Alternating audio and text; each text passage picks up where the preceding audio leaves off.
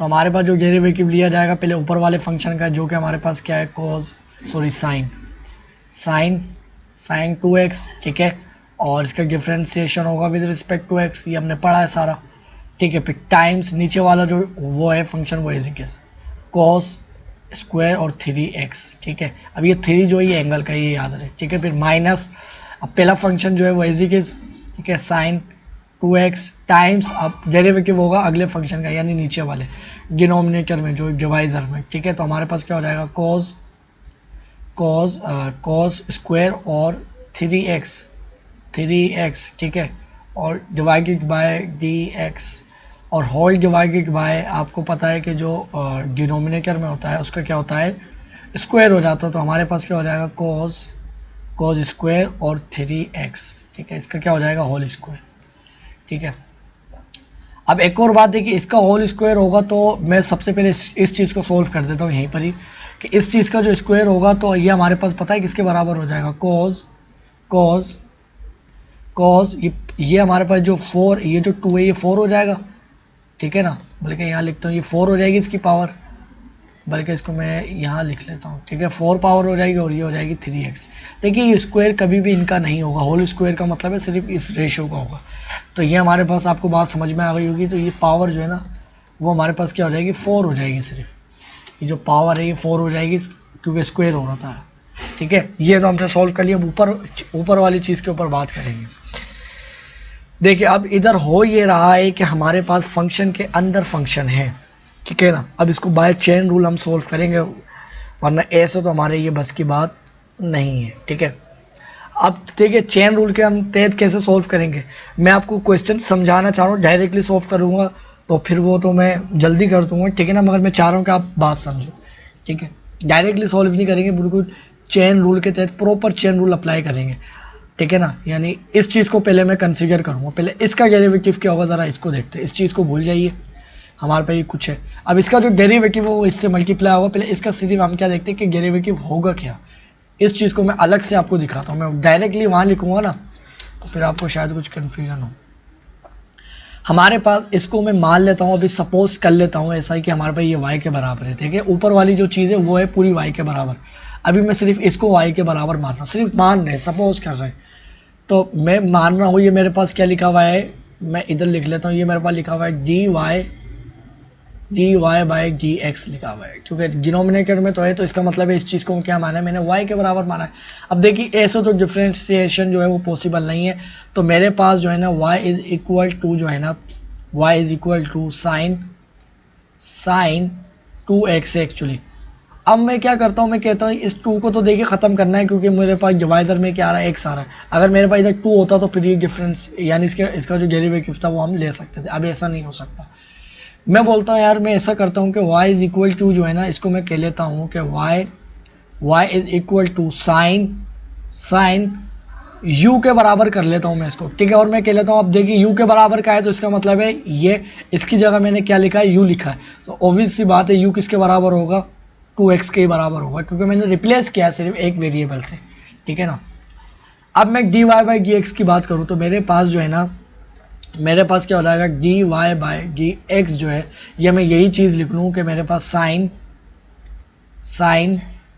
2x जो है with respect to dx, वो मेरे पास किसके बराबर हो जाएगा। मैंने देखा इस चीज़ को, तो देखिए ये पहले लिखी हुई थी, ये तो डिफ्रेंशिएशन नहीं हो रही है। मैं कह सकता हूँ कि भाई मैं करता हूँ कि y फंक्शन है, इसको डिफ्रेंशिएट करूँगा विद रिस्पेक्ट टू u, तो ये मेरे पास क्या आ जाएगा, u आ जाएगा, ठीक है।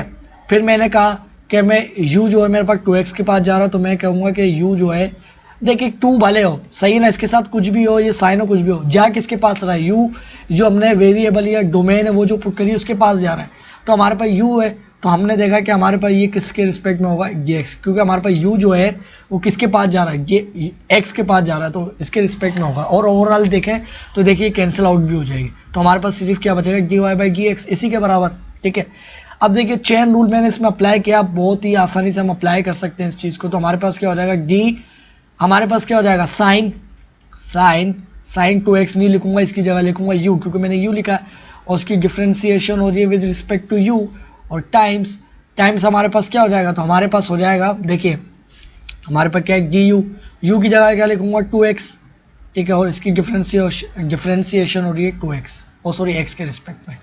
अब देखिए ये एक बहुत इंपॉर्टेंट बात है, मैं बार बार बताता हुआ आ रहा हूँ कि किसी भी कोई भी एंगल होता है tan का या कोई भी आपके पास कोज हो भले साइन हो, देखिए साइन अगर मैं लिखता हूँ या मैं इसको साइन x लिखता हूँ तो ये इसका डिफरेंशिएशन जो हो रही होती है वो x के ही रिस्पेक्ट में हो रही होती है, यानी जो इसकी डोमेन में आ रहा होता है अगर उसी के उसके रिस्पेक्ट में जो हमारे पास जो उसकी वो डिफरेंशिएशन हो रही होती है वो उसी के रिस्पेक्ट में हो जो उसकी डोमेन में है, इसकी डोमेन है ना, तो फिर हमारे पास जो डेरिवेटिव हमने निकाले थे यानी जो ट्रिग्नोमेट्री डेरिवेटिव के यानी हमारे पास जो ट्रिग्नोमेट्री फंक्शन थे जो उनके डेरिवेटिव निकाले थे वो उसी के बराबर होगा, ठीक है ना। जैसे हमने क्या निकाला था कि हमारे पास साइन एक्स का हम डिफरेंशिएशन करते हैं विद रिस्पेक्ट टू एक्स, तो हमारे पास ये किसके बराबर आ जाता है, कोज एक्स के बराबर आ जाता है। याद रहे कि देखिए डोमेन का जो डोमेन है उसकी जो डिफरेंशिएशन पूरे फंक्शन की जो हो रही है वो हमारे पास डिवाइजर में अगर हम देखें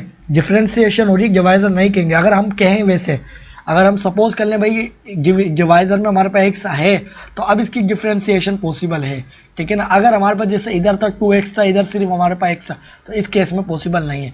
इधर देखा हमने जब चेन रूल अप्लाई करा तो हमारे पास साइन u, तो हमारे पास u के ही रिस्पेक्ट में डिफरेंशिएशन हो रही है तो मैं इसको लिख सकता हूँ साइन u, इसका हमारे पास डेरिवेटिव क्या हो जाएगा कोज और एंगल क्या हो जाएगा u हो जाएगा, और टाइम्स आपको पता है कि जब ये हमारे पास एक फंक्शन है कोई भी x फंक्शन है और ये 2 बाहर आ जाएगा तो डेरिवेटिव किसका लिया जाएगा सिर्फ x का, और इसका डेरिवेटिव आपको पता है 1 के बराबर होता है तो आपके पास क्या हो जाएगा कोज, बल्कि 2 को मैं यहाँ लिखता हूँ 2 इधर आ जाएगा, ठीक है ना। कोज u की जगह मेरे पास किसके बराबर है तो u मेरे पास था 2x के बराबर था, ठीक है, और मेरे पास क्या हो जाएगा टाइम्स ये 1 के बराबर है ये वाली चीज़, तो ये हमारे पास जो डेरिवेटिव आया वो 2x यानी 2 कोज और 2x के बराबर आया है, ठीक है।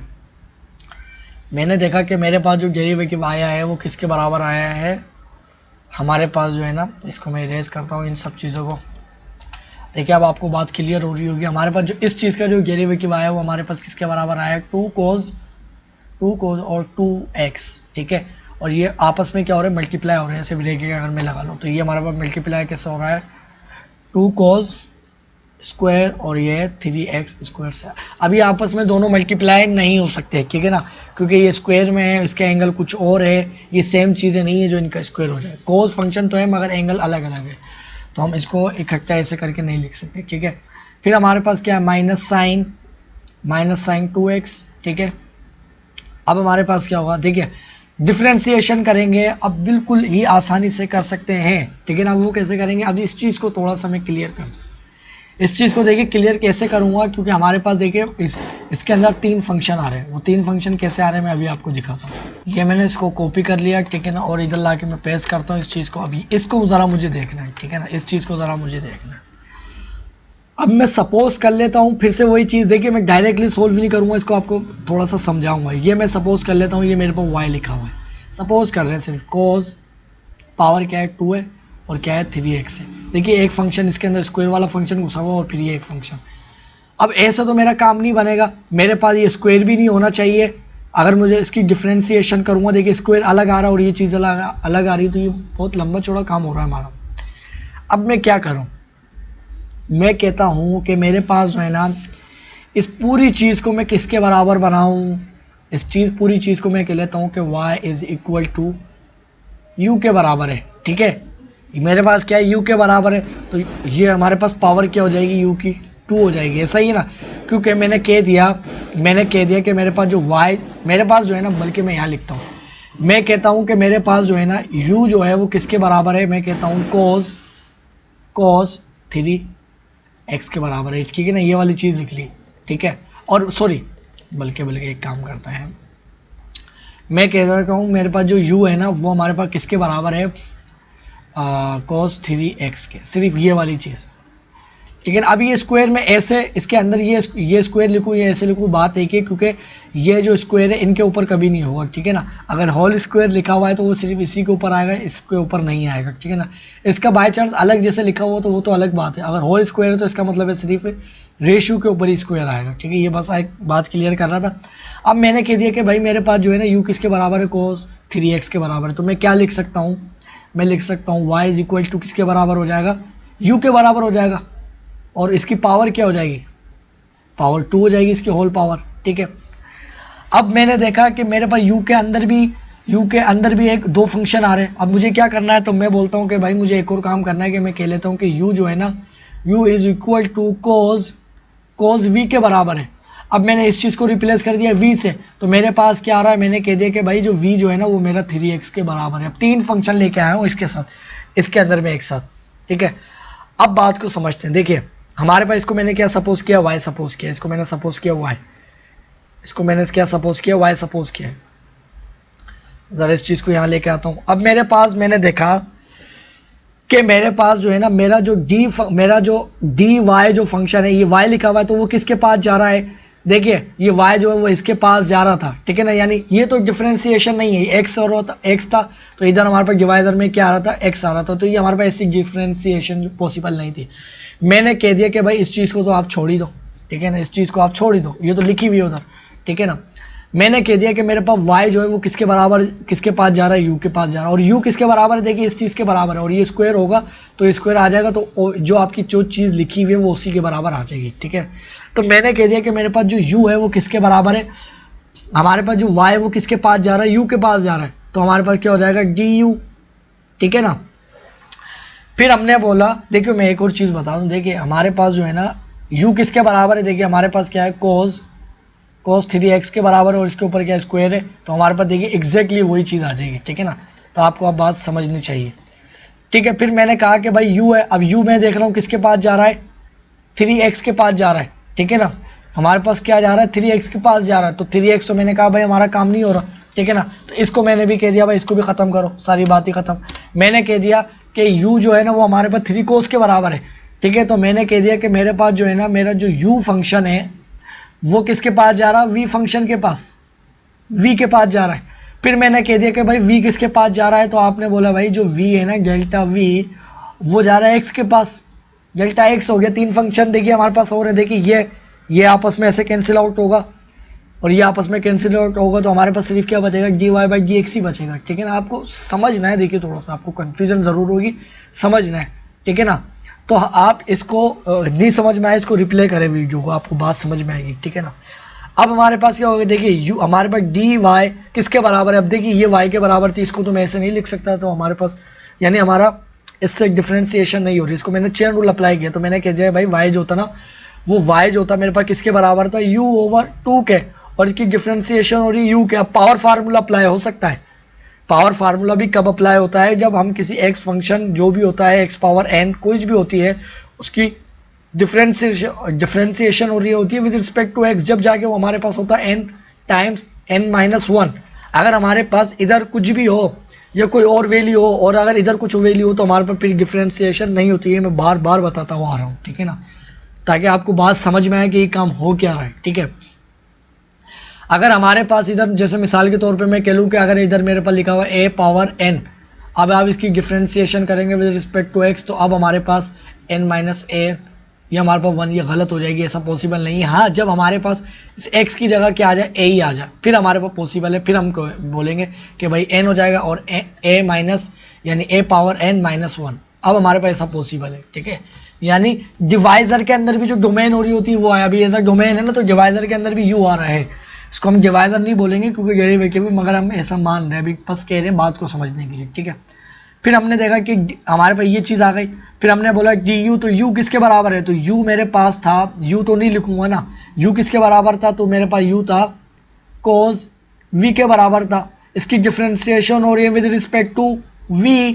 तो आपको ये भी मैंने बताया था कि cos की डोमेन में जो भी वेरिएबल आ रहा हो और उसी के रिस्पेक्ट में उसकी डिफ्रेंसिएशन हो रही हो, तो जब पॉसिबल है जब उसका डेरिवेटिव आएगा। ठीक है, वरना पॉसिबल नहीं है, वो कुछ भी नहीं आएगा, फिर वो कंफ्यूज रहोगे, यानी वो फिर वो हमारी डेरिवेशन में हमारा डेरिवेटिव नहीं आएगा, फिर उसमें भी चेन रूल लगाना पड़ेगा, जैसे हमने इसको अभी लगाया है। क्योंकि हमारे पास देखिए जैसे ये अलग था ना, अगर आपके पास वो नहीं आता तो फिर आपको भी चेन रूल लगाना पड़ता है। ठीक है ना, ये चेन रूल लगाया जब ही आया है। ठीक है, फिर हमारे पास क्या था dv, तो dv नहीं लिखूंगा, v किसके बराबर है, तो मैंने कहा कि भाई v जो है 3x के बराबर और डिवाइडेड यानी डिफ्रेंसिएशन हो रही है with respect to v v function की हो रही है, ठीक है ना। v किसके बराबर था, 3x के बराबर था, ठीक है। और v डिफरेंशिएशन हो रही है with respect to dx। Simple है, अब बिल्कुल ही आसान है। हमने चेन इसकी बना ली, चेन बना ली, अब आसान है। अब आप क्या करेंगे, आपको पता है ये पावर रूल हो जाएगा, 2u पावर आपके पास क्या हो जाएगी 2 - 1, तो आपके पास क्या हो जाएगी 1 हो जाएगी, ठीक है। टाइम्स इसका डेरिवेटिव क्या होगा, तो आपके पास इसका डेरिवेटिव होता है माइनस साइन u, v लिखा हुआ है तो v, ठीक है, एंगल v आएगा, ठीक है ना, जो इसमें लिखा हुआ था। फिर टाइम्स क्या हो जाएगा, तो आपको पता है कि 3 बाहर आ जाता है और डेरिवेटिव किसका लिया जाता है, सिर्फ x का, और विद रिस्पेक्ट टू x, तो ये 1 के बराबर आ जाएगा, तो सिर्फ हमारे पास क्या आएगा 3 आएगा, ठीक है।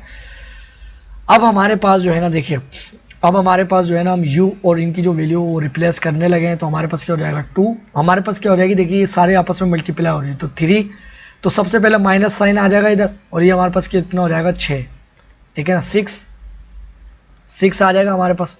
और हमारे पास क्या हो जाएगा साइन v किसके बराबर है, तो v बराबर है 3x के, ठीक है। फिर टाइम्स u, तो u किसके बराबर है, तो u हमारे पास बराबर था cos v के, u हमारे पास किसके बराबर था, u हमारे पास बराबर था cos v के, ठीक है ना, cos v के। और v किसके बराबर है, तो v फिर से हमारे पास बराबर है 3x के, ठीक है ना।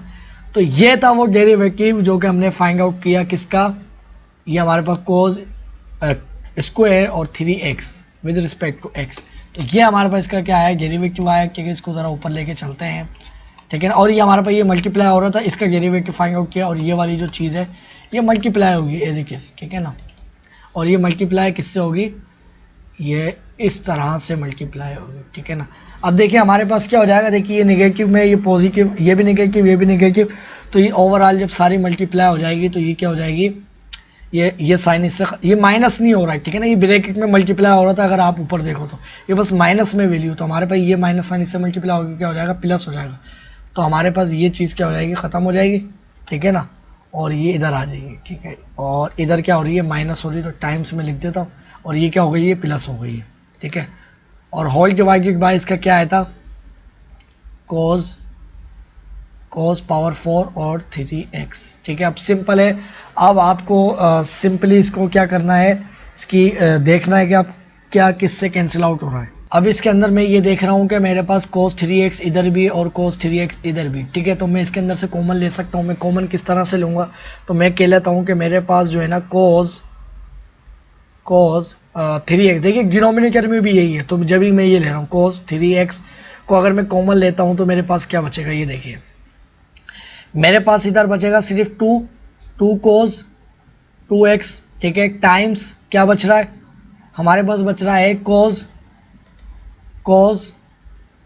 3x, और इसके जो पावर 2 थी वो 1 हो जाएगी क्योंकि 1 बाहर आ चुका है, ठीक है। फिर प्लस क्या हो रहा है साइन 2x, ठीक है, बल्कि मैं 6 को पहले इधर लिख लेता हूँ, ये 6 है, ये एंगल वाला नहीं है, ठीक है ना, ये इसके रेशियो के साथ है, तो 6 पहले यहाँ लिख लेता हूँ। मेरे पास क्या हो जाएगा, देखिए हमारे पास हो जाएगा sign 2x times sign 3x, ये आपस में एक मल्टीप्लाई नहीं होंगे क्योंकि इनके एंगल अलग है, ठीक है।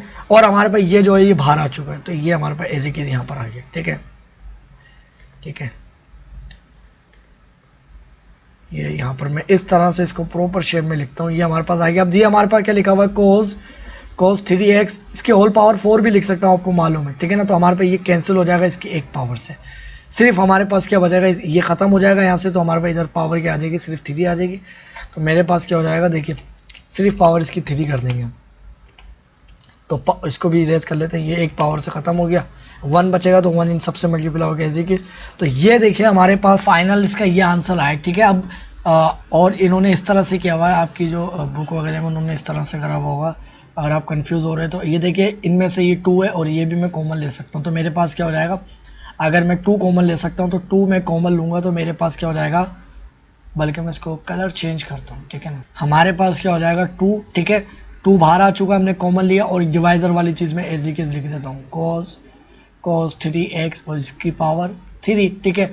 अब ये वाली जो चीज़ है हमारे पास 2 बाहर आ चुका है, तो सिर्फ क्या बचेगा cos 3x लिख देता हूँ टाइम्स, इसको पहले लिखा है, ठीक है ना, इससे फ़र्क नहीं पड़ता, आप कोई भी चीज़ पहले या बाद में लिख लो, ठीक है ना, मल्टीप्लिकेशन के केस वगैरह में, ठीक है। तो कॉज और 2x, ठीक है, फिर प्लस ये एक, यानी हमारे पास 2 बाहर आ चुका है तो हमारे पास कितना बचेगा 3, क्योंकि 2 इससे मल्टीप्लाई होगा, इसको वापस 6 कर देगा, इसको 2 कर देगा, ठीक है। तो क्या हो जाएगा साइन इसको मैं प्रॉपर शेप में लिखूँ तो साइन 3x वाली पहले लिख लेता हूँ, 3x फिर टाइम्स साइन 2x।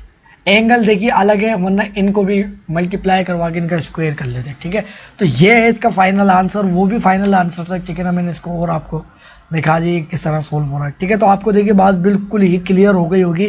देखिए प्रैक्टिस करना पड़ेगी, आपको समझना पड़ेंगे, थोड़ा सा टाइम ज़रूर लगेगा मगर बात समझ में आ जाएगी, ठीक है ना। तो अभी हम बात करते हैं इसके कुछ और क्या कहते हैं, हम इसके जो चेन रूल के ऊपर ही बात करेंगे। हम देखेंगे कि इन्वर्स ट्रिग्नोमेट्रिक फंक्शन कैसे देखे जाएंगे और यूलर कांस्टेंट और ये सारी चीज़ें पढ़ेंगे बड़ी डिटेल में, ठीक है ना। ये तो आपने समझ लीजिए अभी चेन रूल की बहुत बेसिक चीज़ पढ़ी, ठीक है। तो आपको बात समझ में आ गई होगी। ये देखिए इनके ऊपर प्रैक्टिस होगी तो इन्वर्स वगैरह की सारी चीज़ें आपको अच्छी तरह समझ आएंगी, अदरवाइज आप उधर अटक जाएंगे, ठीक है ना।